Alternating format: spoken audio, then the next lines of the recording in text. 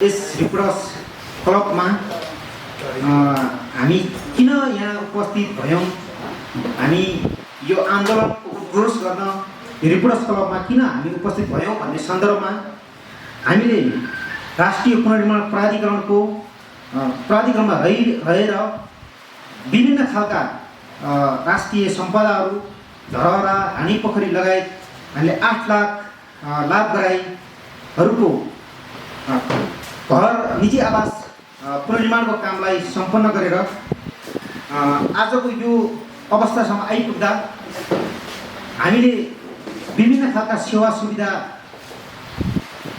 नपाएर हामीले आन्दोलन गर्न बाध्य भयौँ। किन बाध्य भयौँ भन्दा यो पुनर्निर्माण जस्तो महान कार्य जुन 2072 साल वैशाख 12 गते महाविनाशकारी भूकम्पले र त्यस पश्चातका पराकम्पनले देश नै ठुलो सङ्कटमा परेको बेला हामीले आफ्नो ज्यानको बाजी थापेर आफ्नो ज्यानलाई तपाईको जनताको मलम बनाउने उद्देश्यले हामीले पुनर्निर्माणका यी ठुल्ठुला कार्यहरू सम्पन्न गऱ्यौँ। यी कार्यहरू सम्पन्न गर्दा राज्यले अथवा सरकारले हाम्रो दुःखलाई देखेन। यो दुःखलाई नदेखेको कारणले गर्दा हामी बाध्य भएर पुनर्निर्माण जस्तो महान कार्यमा खटिने प्राविधिकहरूको व्यवस्था गर्ने, सेवा सुविधा कुल्चाउने जस्ता यस्ता क्रियाकलाप गरेको हुँदा हामी आज चाहिँ राष्ट्रिय पुनर्निर्माण प्राधिकरण प्राविधिक हक हित संरक्षण समितिको तर्फबाट हामीले आन्दोलनको तयारी गरेर भोलि हामी सामूहिक राजीनामा दिने तयारी गरिरहेका छौँ। यस अर्थमा म कार्यक्रमलाई औपचारिक रूपमा अगाडि बढाउन गइरहेको छु।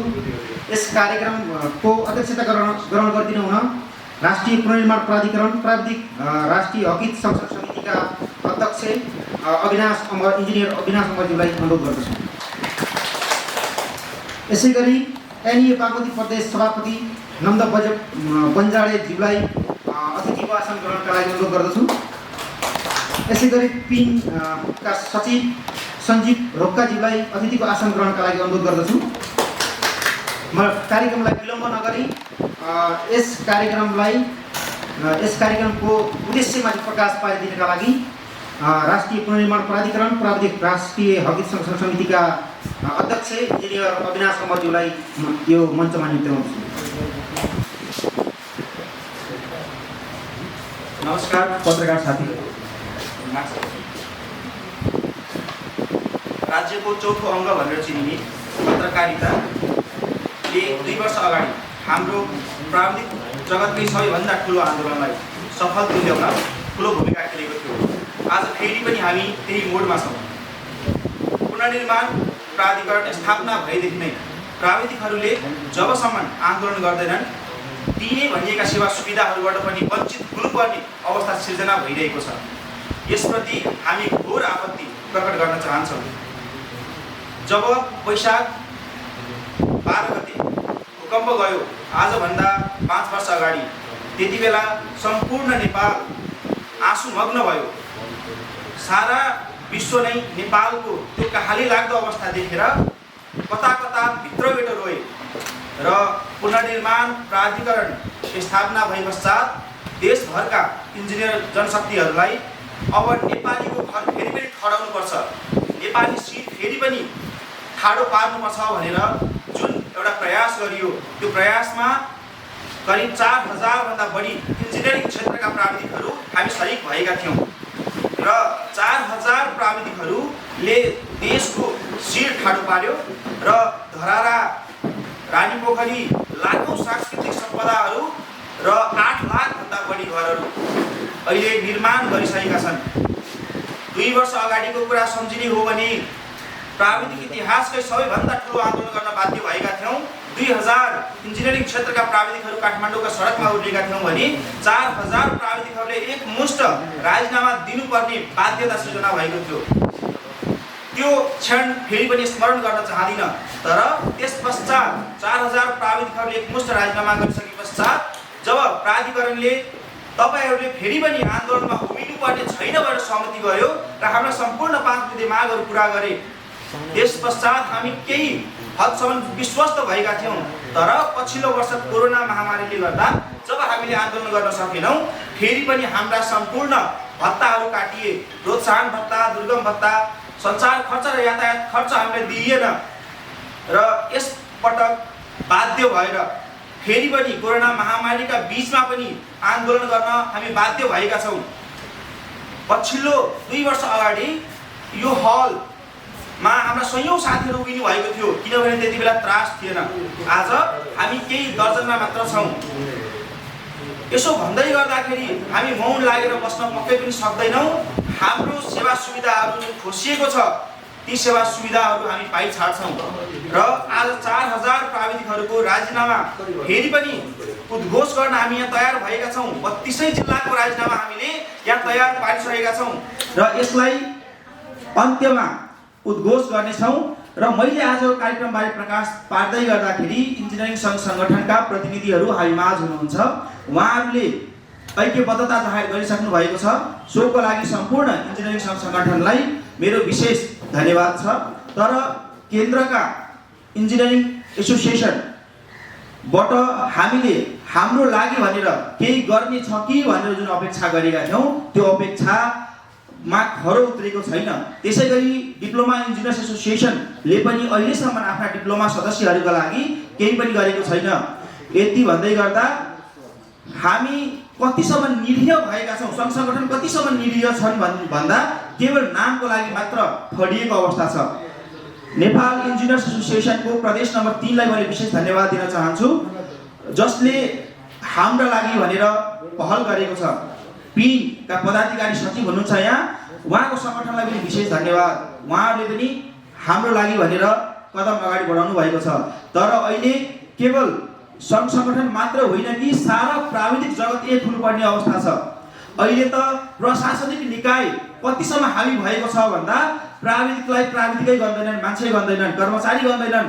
त्यसको लागि मैले सारा इन्जिनियरिङ समुदाय, सारा प्राविधिक समुदायमा के अनुरोध गर्छु भने प्रशासनिक निकायमा हाम्रो पनि सहभागिता उत्तिकै हुनुपर्छ। हामीलाई अलिकति पनि इच्छा छ भने प्रशासनिक निकायतिर भिडौँ र हाम्रो लागि सो निकायमा गएर पनि केही न केही गरौँ।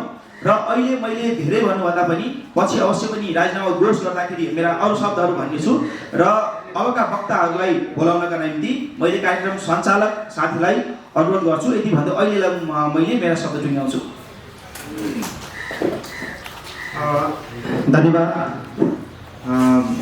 राष्ट्रिय पुनर्निर्माण प्राधिकरण प्राविधिक हकी संरक्षण समितिका अध्यक्ष, म कार्यक्रमलाई विलम्ब नगरी आजको हाम्रो कार्यक्रममा ऐक्यबद्धता जनाउन आउनुभएका एनए बागमती प्रदेश सभापति आदरणीय सर नन्द बन्जाडेज्यूलाई स्टेजमा आमन्त्रण गर्दछु। धन्यवाद।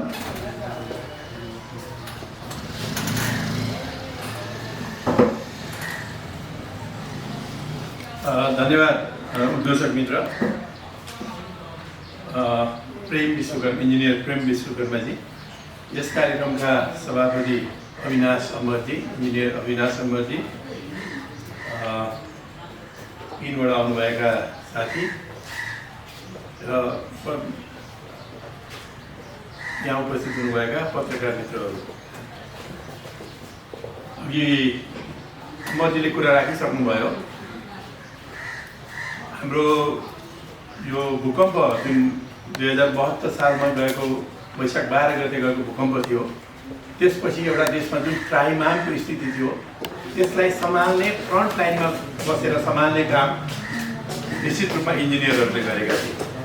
नेपाल इन्जिनियर्स एसोसिएसनले त्यतिखेर भत्किएका हाम्रा सम्पदाहरू, सरकारी निवासहरू, निजी निवासहरूको क्विक एउटा सर्वे गरेको थियो। इन्जिनियर धेरै ठुलो सङ्ख्यामा भोलिन्टियर इन्जिनियरहरूलाई खटाएर सर्वे गरिएको थियो र त्यसले एउटा इन्जिनियरिङ समुदायको भूमिका त्यतिखेर हामीले प्रकट गरेका थियौँ। जसरी अहिले कोभिडमा स्वास्थ्य कर्मीहरू फ्रन्ट लाइनमा हुनुहुन्छ, त्यसरी नै भूकम्पको दौरानमा इन्जिनियरिङ कम्युनिटी सबभन्दा फ्रन्ट लाइनमा थियो। त्यसै भूकम्पको त्यो बर्बादीलाई सम्हालेका फ्रन्ट लाइनमा बसेर सम्हालेका ती प्राविधिक इन्जिनियरहरू आज आन्दोलनको स्थिति पनि कस्तो भने राज्यसँग गरिएको सम्झौता जहाँ राज्यले कबोल गरेको छ हामी तपाईहरूलाई यो सेवा सुविधा दिन तयार छौँ। खास गरेर उहाँहरूको प्रोत्साहन भत्ता दुर्गम भत्ताहरू जुन कमिट गरिएको थियो सुरुको 1 वर्ष दिइएछ, त्यसपछि 1 वर्षपछि नदिएको कुरा साथीहरूले हामीलाई सुनाउनु भएको छ। यो राज्यले गरेको एउटा गम्भीर एउटा गल्ती हो, इन्जिनियरहरूमाथि गरिएको अन्याय हो। यसको नेपाल इन्जिनियर्स एसोसिएसन, म बागमती प्रदेशको सभापतिको हैसियतले नेपाल इन्जिनियर्स एसोसिएसनको तर्फबाट खेद प्रकट गर्न चाहन्छु। यहाँ अहिले अमरजीले पनि केही कुराहरू भन्नुभयो, पत्रकार साथीहरूलाई पनि जानकारी पनि होला, यदि जानकारी छैन भने म केही कुराहरू राख्न चाहन्छु।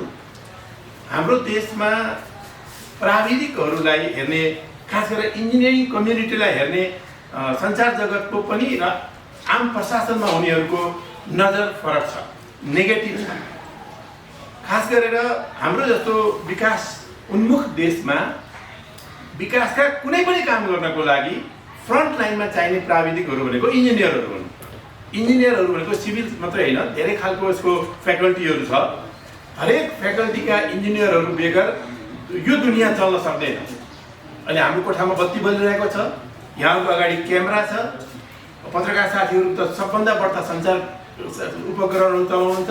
यी सबै उपकरणहरू बनाउनेदेखि यसको मर्मत समार आदि इत्यादि या अन्वेषणहरू विज्ञानले अन्वेषण गर्छ, तर त्यसलाई प्र्याक्टिकल्ली टेक्निकल्ली त्यसलाई कन्भर्ट गर्ने काम जनताकोले बुझ्ने गरी, जनताले जस्तो मोबाइलको कुनै एउटा वैज्ञानिकले अन्वेषण गर्छ भने मोबाइल बनाउने काम इन्जिनियरले गर्छ।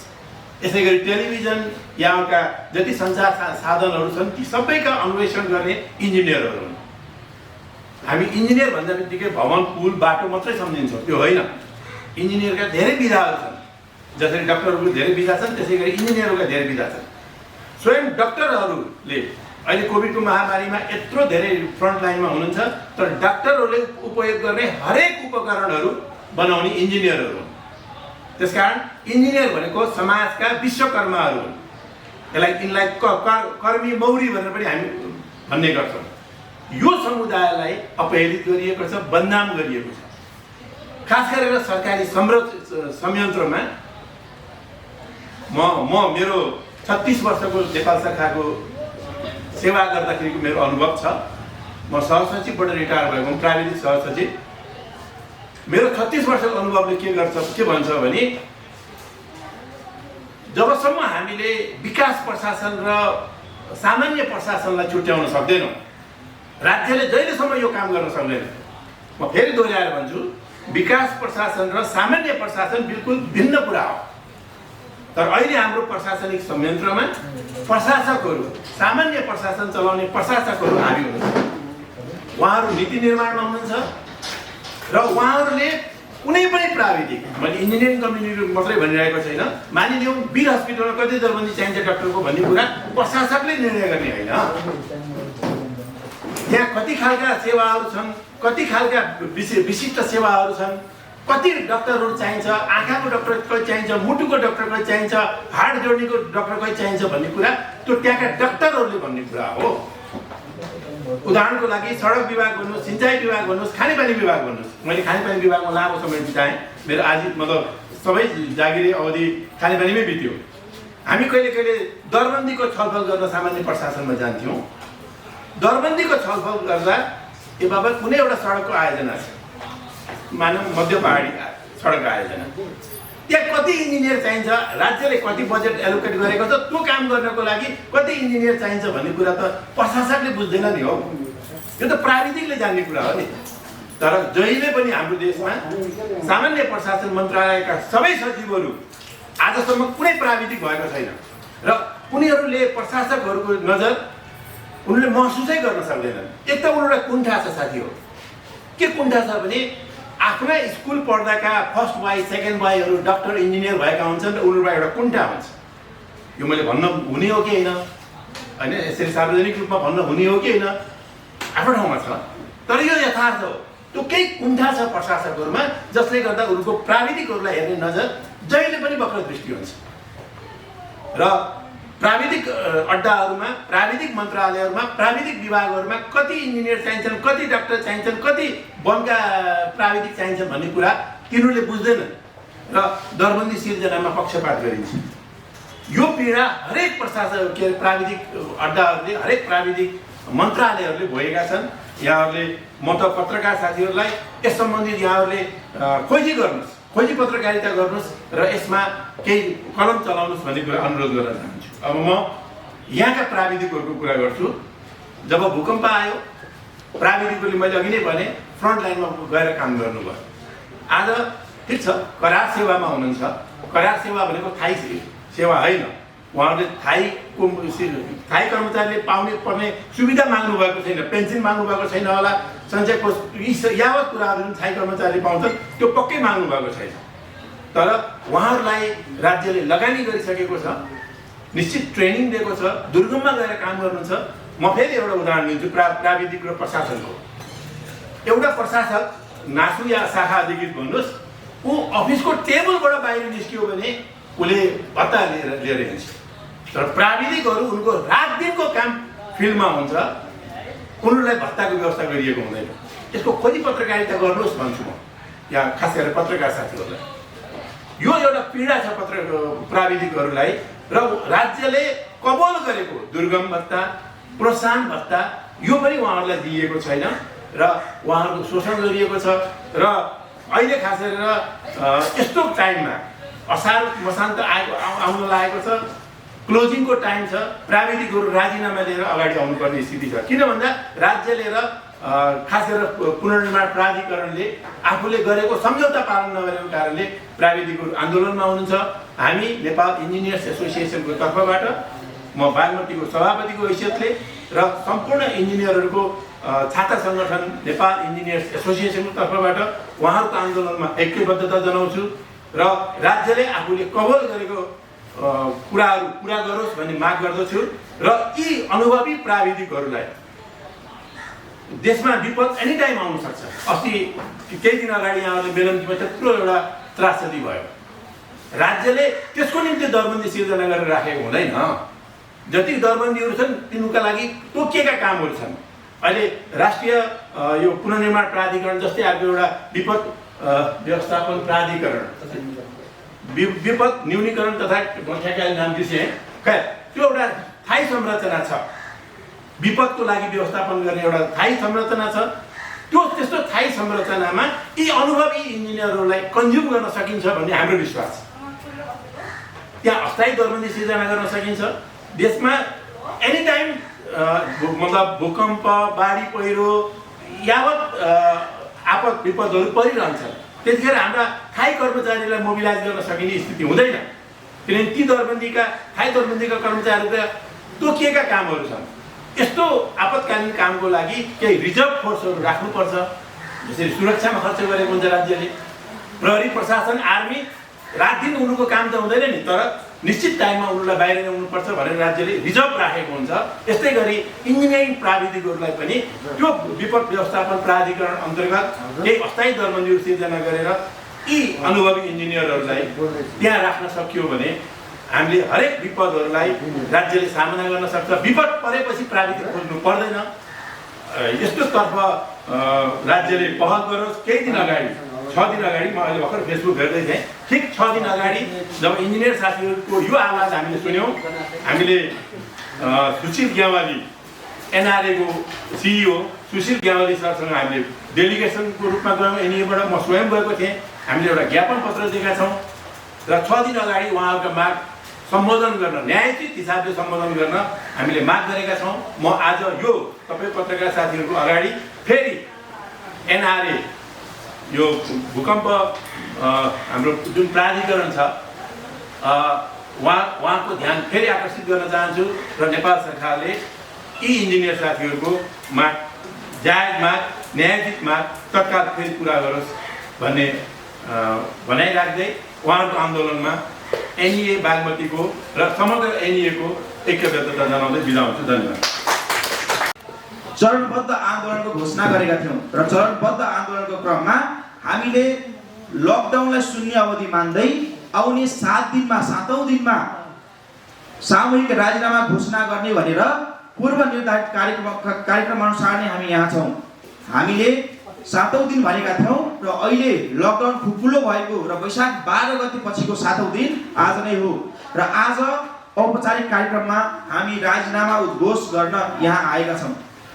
4000 प्राविधिकहरूको राजीनामा मात्र होइन कि राजीनामा दिइसके पश्चात सरकारलाई हामी प्रतिको दायित्व, जनता प्रतिको दायित्व, युवा प्रतिको दायित्व स्मरण गराउनका लागि भोलि हामीले 3000 बढीको संख्यामा सिंहदरबार घेराउ पनि गर्दैछौँ।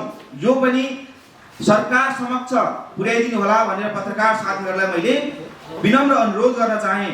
समृद्धि र विकासको नारा मात्रै लिएर हुँदैन, इन्जिनियरिङ क्षेत्रका प्राविधिकहरूलाई परिचालन पनि गरिन पर्छ। हामी अविकसित देश, अब विकासशील देशमा उन्नति हुँदैछौँ, हामी प्रगति पथतर्फ लग्किँदैछौँ। तर जबसम्म विकासले साँच्चै अर्थमा, जबसम्म इन्जिनियरिङ क्षेत्रका प्राविधिकहरू बेरोजगार रहन्छन्, तबसम्म विकासले साँच्चै गति लिएको भनेर नसोच्दा पनि हुन्छ। अहिले लाखौँ इन्जिनियरहरू खपत हुनुपर्ने ठाउँमा, इन्जिनियरको अभाव हुनुपर्ने ठाउँमा इन्जिनियरहरू अझै पनि जागिरको लागि भौँतारिनुपर्ने अवस्था छ।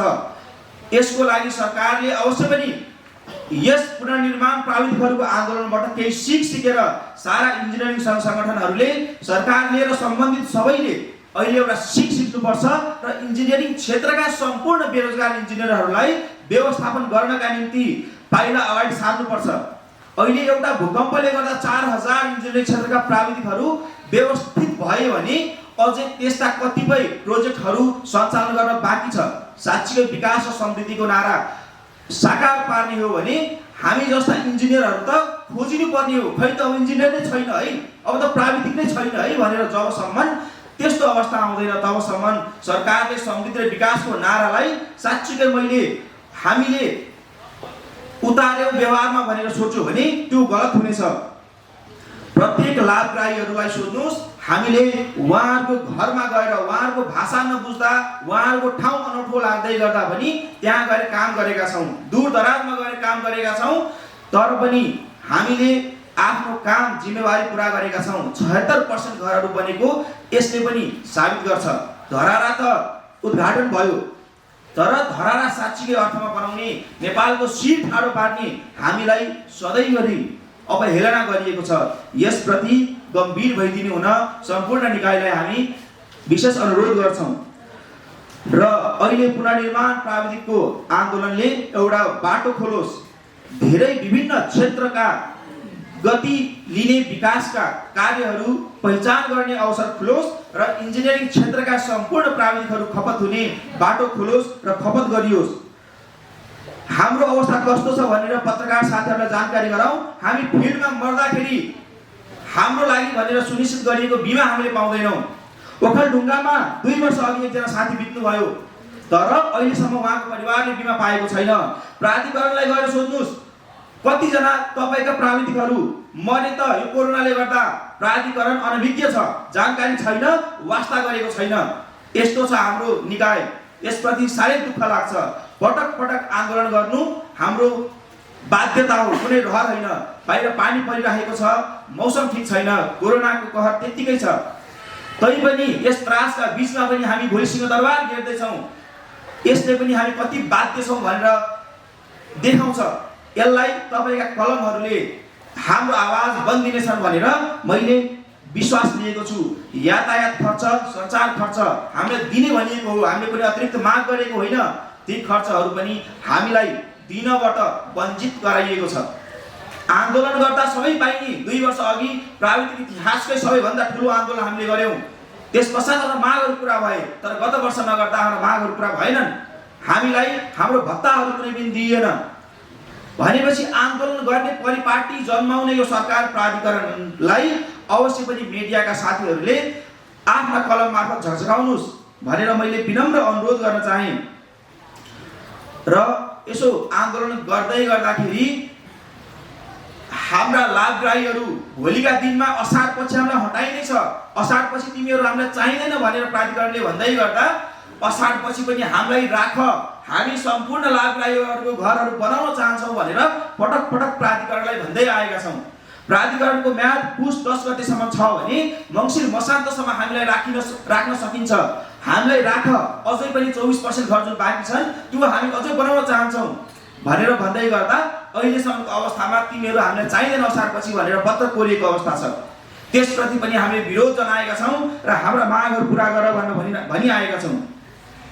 तसर्थ आज बाध्य भएर अब तिमीहरूले हामीलाई असारपछि निकाल्ने नै हो भने हामीले तिमीहरूलाई सहज बनाइदिन्छौँ भनेर प्राधिकरणलाई भन्नलाई आज हामी यहाँ राजीनामा दिन उपस्थित भएका छौँ। यहाँ 32 जिल्ला अन्तर्गतका सम्पूर्ण प्राविधिकहरूको राजीनामा केन्द्र समिति समक्ष आइसकेको छ र औपचारिक रूपमा आज यसै भवनबाट यसै कोठाबाट हामीले सम्पूर्ण 4000 प्राविधिकहरूको राजीनामा उद्घोष गर्दछौँ र आज पश्चात सम्पूर्ण 4000 प्राविधिकहरू पुनर्निर्माणका सम्पूर्ण कामकाजबाट जबसम्म प्राधिकरणले गल्ती स्वीकारेर यदि हामीलाई बोलाउँछ भने त्यसपश्चात ती लाभग्राहीहरू जसो कुनै गल्ती छैन उहाँको घर बनाउन हामी अवश्य पनि खटिनेछौँ। तर होइन तिमीहरू हामीलाई चाहिँदैन असारपछि तिमीहरू काम छैन नै भन्ने हो भने हामी काममा फर्किँदैनौँ। हामी पक्कै पनि 4000 इन्जिनियरिङ क्षेत्रका प्राविधिकहरू कुनै न कुनै कोही फाडी जाउँला, कोही विदेश जाउँला, कोही आफ्नै काम गरौँला, त्यसरी अगाडि बढ्न बाहेक हामीसँग अरू कुनै विकल्प रहँदैन।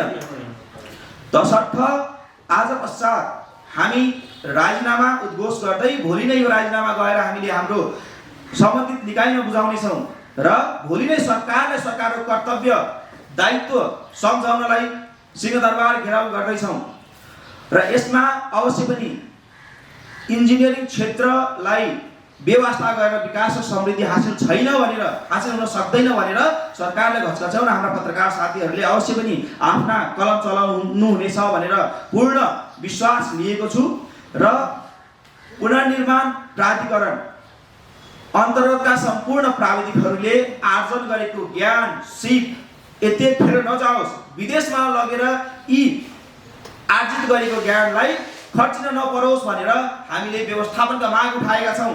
भत्ता व्यवस्थापनलाई मुख्य माग राखेर अन्य मागहरूलाई सम्बोधन गरिदिनुहोस् भनेर प्राधिकरणलाई पटक पटक भनिआएका छौँ र अवश्य पनि पत्रकारको कलम चलेर हाम्रो कुरा अवश्य पनि सुनवाई हुनेछ। पत्रकार साथीहरूलाई मैले फेरि पनि अनुरोध गरेँ हाम्रो लागि आवाज उठाइदिनु होला र हाम्रो व्यवस्थापनका निम्ति हामीले केवल व्यवस्थापन मात्र भनेका छैनौँ, हामीले व्यवस्थापनका उपायहरू पनि दिएका छौँ। PFRR प्रोजेक्ट जसलाई केवल राजनीतिक मुद्दा बनाइयो, तराईमा आएको बाढी पीडितलाई घर बनाउने, बाढी कसरी न्यूनीकरण गर्न सकिन्छ भनेर पहिचान गरेर घटाउने भनेर PFRR प्रोजेक्टलाई केवल राजनीतिक मुद्दा उपचुनावको बेला गठन गरियो, चुनाव सकिने बित्तिकै विघटन गरियो, त्यसलाई फेरि पनि बिताइयोस्। हामी यही माग गर्दछौँ। हामी चाहन्छौँ विपद व्यवस्थापन तथा जोखिम न्यूनीकरण प्राधिकरणभित्र अझै पनि विभिन्न वडामा रहेर काम गर्नलाई प्राविधिकहरू चाहिन्छ, इन्जिनियरहरू चाहिन्छ, इन्जिनियरिङ क्षेत्रका प्राविधिकहरू चाहिन्छ। त्यस क्षेत्रमा हामीलाई खपत गरियोस्। विभिन्न किसिमका स्थानीय तह अन्तर्गतका प्रोजेक्ट डोडेदार जस्ता प्रोजेक्टहरूमा हजारौं सङ्ख्यामा इन्जिनियरिङ क्षेत्रका प्राविधिकहरूलाई रोजगार सृजना गर्न सकिन्छ, त्यहाँ सृजना गरोस्। अहिले केवल 4000 प्राविधिकहरूको मात्र होइन कि देशभरका इन्जिनियरिङ क्षेत्रका प्राविधिकहरू खपत गर्ने योजनाहरू बनाऊ। यसमा इन्जिनियरिङ सङ्घ संगठनलाई मैले विशेष अनुरोध गर्न चाहन्छु, सरकारसँग समन्वय गरेर सबै एक ढिक्का भएर यसका लागि अवश्य पनि पहल गर्नुहोस् र आवाज उठाउनुहोस्। र यति भन्दै मैले कुनै प्रश्नहरू छन् पत्रकार साथीहरू माझ भने त्यो प्रश्न लिन चाहन्छु। होइन भने हाम्रा औपचारिक राजीनामा उद्घोष गर्ने कार्यक्रम र भोलिको कार्यक्रमको जानकारी यही सकिन्छ र भोलि पश्चात हामी फेरि पनि अझ सशक्त कार्यक्रम सरकार विरुद्ध लिएर आउनेछौँ। प्राधिकरणबाट आजकोबाट औपचारिक रूपमा हामी टाढिँदैछौँ र भोलि पश्चात सरकारलाई सरकारको कर्तव्य दिलाउनलाई हामी उभिनेछौँ।